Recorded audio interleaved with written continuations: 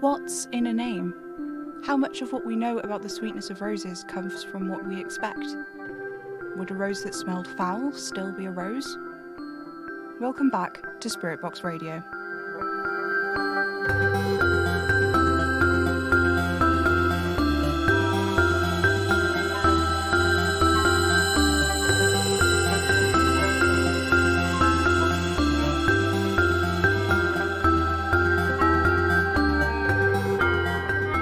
Another week, another enlightenment segment, and I'm still not over how wonderful it is to speak to you all like this, you know? I'm so lucky to be the host of Spirit Box Radio. I don't bring it up enough, I don't think. It's so easy for it all to get lost in the source. There's so much going on, trying to figure out the forums, tracing the paths of whatever else has been going on and work out what it means. It's so easy to let the simple joy of what I do fade into the background, but I shouldn't. It's good. I love doing this. It's a light in my life. Whatever the reason, I feel so good, so clear-headed whilst the show is broadcasting. To start things off this week, I have an augury forecast for you, actually. I found it stuffed into the toe of my shoe. Here's what it says. 2 chevrons of geese cross in the sky. The place below where the lead bills pass marks where Mr. Penfold dropped his wedding ring in 1953. The wind rises from the west and carries a tune through the gates of Regent's Park. Those who hear it should be wary of squirrels ahead. Faceless rider on painted steed, he bears advice, warns not to heed. From their lips shall spill a doom and aimless fate disguised in tune. If you should search before you seek, you might find your course oblique. There is wonder to be found in tuneless words and desperate sounds. The second will fall and be roused by the third, baptized by the tears of the first. The fall of seagull feathers from a nest in the chimney of a cottage by the sea spells intrigue. This is a good time to trust in those who trust you. And so concludes the augury forecast. Oliver and I went to the park this week to feed the ducks, and he was telling me about how augury works. Basically, you study the movements of birds, and that can be interpreted as hints about the future. He said he'd done a bit of augury himself. I asked him what the ducks were saying about our future, but he didn't take it very seriously. All he said was that he thinks that they'd prefer bread to corn. I've told him so many times that bread is bad for ducks, but every time we go to the park, he apologises for the peas and sweet corn we throw for them. He's probably just doing it to mess with me. He can be a real nightmare sometimes, but God knows Alex.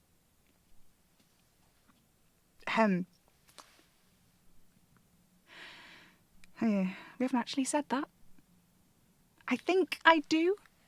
I like him a lot. I think about him all the time. I prefer it when he's here as opposed to when he isn't. I don't know. I've never been in a relationship before. Oliver has been in loads, so I guess he'll know when it's right to say that, right? So, you know. Oh, never mind, it's not important. Moving on, some incredible users on the forums have started to itemise all of the prophecies the recording machine found. It's amazing. I've never seen anything like it, but I don't know. Some of them are so weird. Some of them I can see that they're about me right away. A whole bunch of them are just, beware the heir apparent, and like, yes, that's me, we've established that, though there was some discussion about how to write that prophecy down. Listening back to some of the recordings, there is a pause like, beware the heir apparent. In some of them, the is so soft you can barely hear it, and I wonder if it's actually there at all, or if I'm just imagining it because I expect it to be. So some of them might be saying, beware heir apparent, which might be like, danger cliff ahead, you know? Or it might be like, you, cliff that's ahead, there's danger. Like they're warning me about something. Not that that's anything new either. Me, in danger, what is it, Tuesday?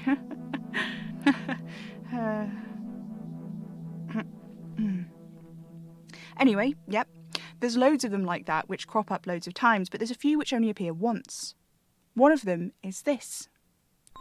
Before your eyes a man will die and come back to life, and in that man's heart is the doom of the world, and when he falls, the first stone in the path of the end will be laid. Pretty cryptic, right? And I asked for prophecies about me, so I assume that I'm the man, which is, 75% right, because I'd say I'm at least 25% air and 75% man at most. And I did die, and a whole bunch of people saw it. Indy, Bliss, Inga, and Oliver were there in the room. And you guys, faithful listeners, you heard it. So, you were basically there too. So there could have been anyone. So I did die and come back before at least, I don't know, a whole bunch of people's eyes and ears. It does specifically mention eyes, but I don't know. Assuming most of you had eyes when you were listening too, no disrespect if you don't, just it probably means you weren't the one who the prophecy was made to, which I'm realising now you would already know, because whoever the prophecy was made to would know the prophecy was made to them, right? But even if we do discount you, faithful listeners, that leaves 4 people the you in this prophecy could be, and one of them is Oliver, who can't talk about a lot of stuff because he's magically tongue-tied not to, and the inconvenient sins, who I have extra inconveniently somehow magicked to the 4 corners of the globe or something, so I can't ask them, and even if I could, they're major arcana, just like Oliver, and they probably wouldn't be able to tell me about it anyway.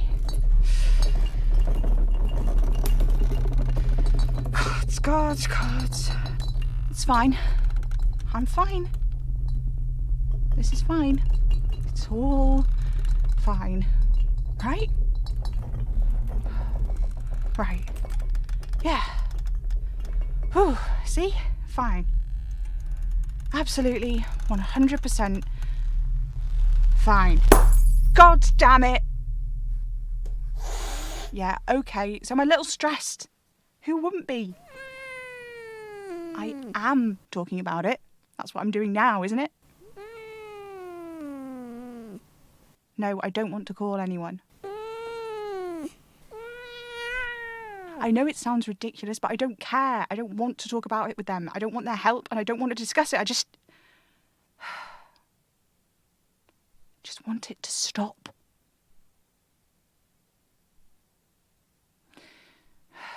In all honesty, I'm scared, Revel. I don't know what any of this means, and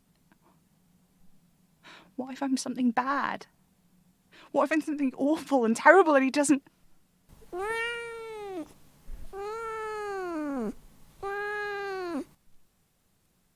I keep thinking, about what it is the man in the flat cap does. He goes to people who call him when they're desperate. Sometimes they think they're dying, but they don't have to be for him to come. They just have to be desperate enough, I think. I think that's the key. That letter from Mr. Prakash, the point at which he met the man in the flat cap was when he'd finally given up all hope of finding him, all hope of solving his problem. He was angry, despairing, desperate, and that's when it happened. When Oliver has talked about making deals with the man in the flat cap, he always said it has to be mutual, that you have to agree, that's why it's a deal. That's how it's made, but the terms aren't fair. I think that's what the whole hubris thing is about. These people he goes to, they're willing to give anything in exchange for what he's offering. He wants their souls in return. That's what he gets, I think. And he consumes them, whatever that means. For what? I don't know. And I keep thinking about that, about my power. How I can make people just do things. I don't even have to mean it. It just happens sometimes if I'm not trying my best to keep it in check.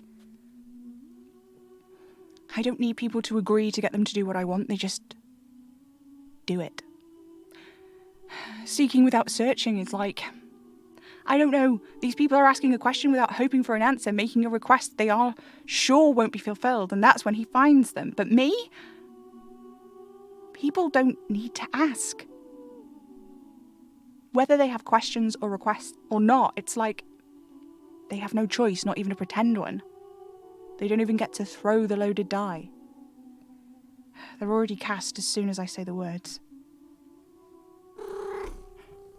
How can you say me and the man in the flat cap are different in other ways too, when you know so little about him? Apples aren't the only things that fall from trees. What's that supposed to mean?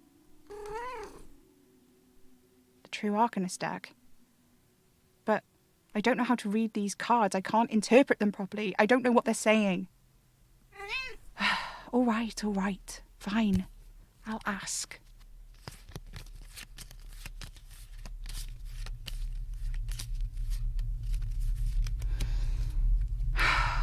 Tell me, Tell me how me and the one who walks here and there are the same. A blank. No! They're blank. They're all blank. What is this? What?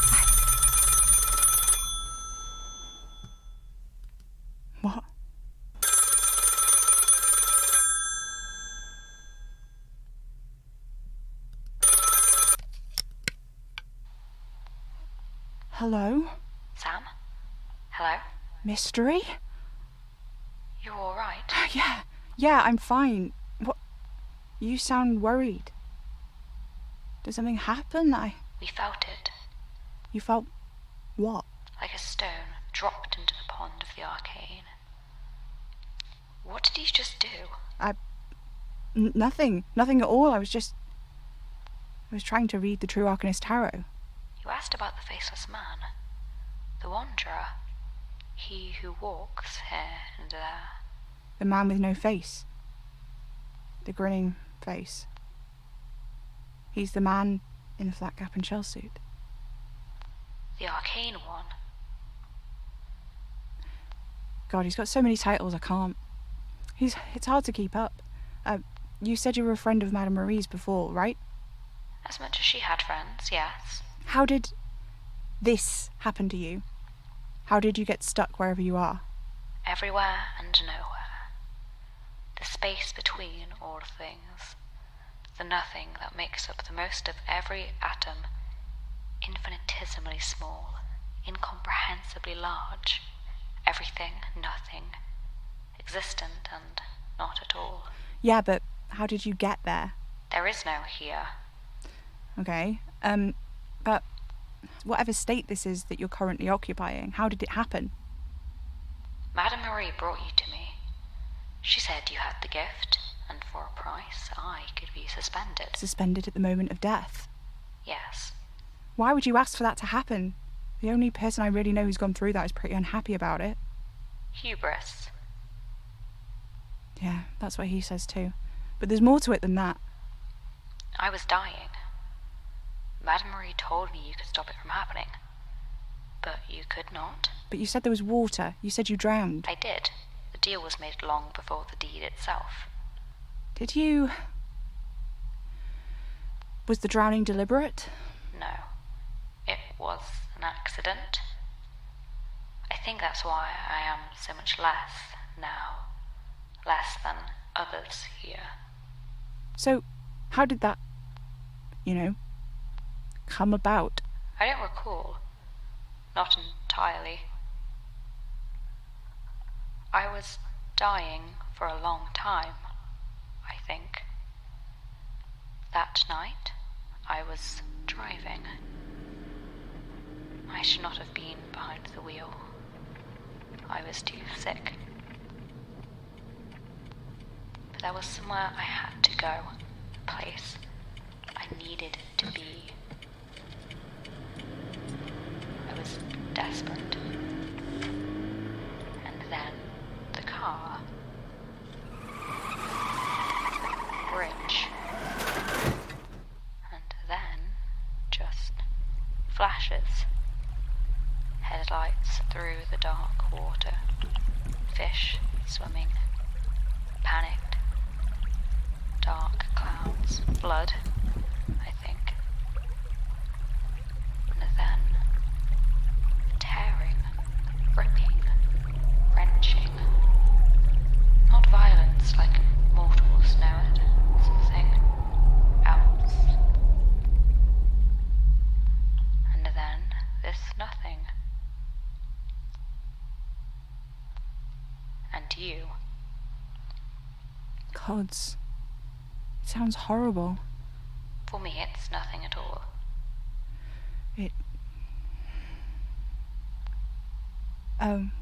Well, that's good, right? It's nothing at all. Right, but the deal, you said you made a deal. It's blurry. It's full of holes. I remember you, a small boy, blue-eyed. You could do incredible things. She gave you my blood, I think. Words were said, sigils drawn, bonds made. But you were so young, you couldn't make sense of the words. Perhaps that's why.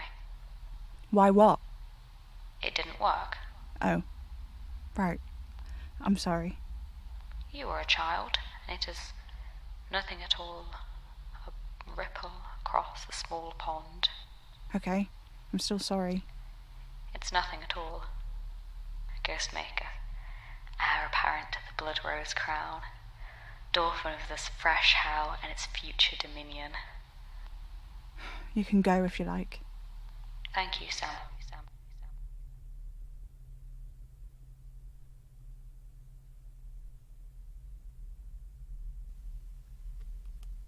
Oh my gods. The cards, they aren't blank anymore. Ow! Ow! It cut my finger, but... it's fine. This card, the skull with the crown, I've drawn it before, but...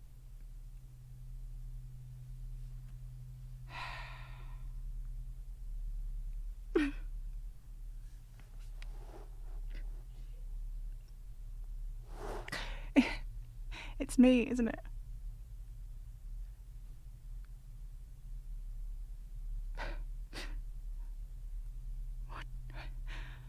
What did Em make me do? What did she make me do? What am I? No. No.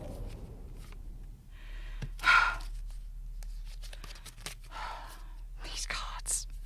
This deck. I don't want it. None of it. It's not good. I just can't. I can't, and I won't.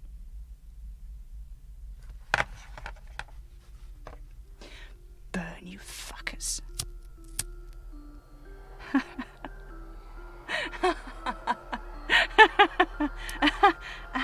What? No, no, don't go out. Burn. Burn. Why won't you burn? Oh. Oh, my nose.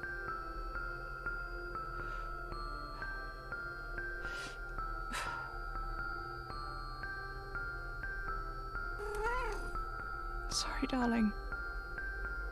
I'm sorry.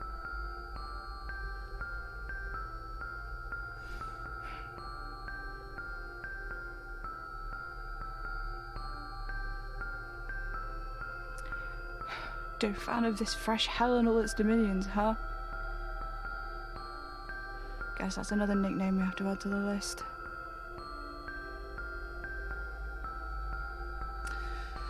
I think I need to go to bed. Come on, Revel.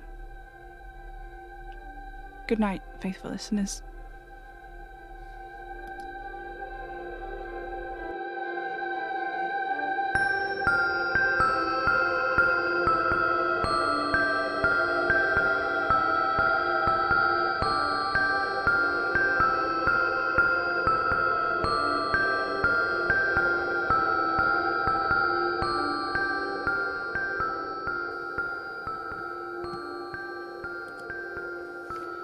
Spirit Box Radio is a podcast created by Pippin A. Remager, distributed by Hanging Sauce Studios under a Creative Commons non-commercial share-alike 4.0 international license. This episode starred Pippin A. Remager as Sam, Rose Eck as Mystery, and an assortment of cats as Revel. Find more info at hangingsaucestudios.com and consider supporting the show on patreon.com/hangingsaucestudios for early access to new episodes and shiny bonus content. Spirit Box Radio is recorded in front of a dead studio audience.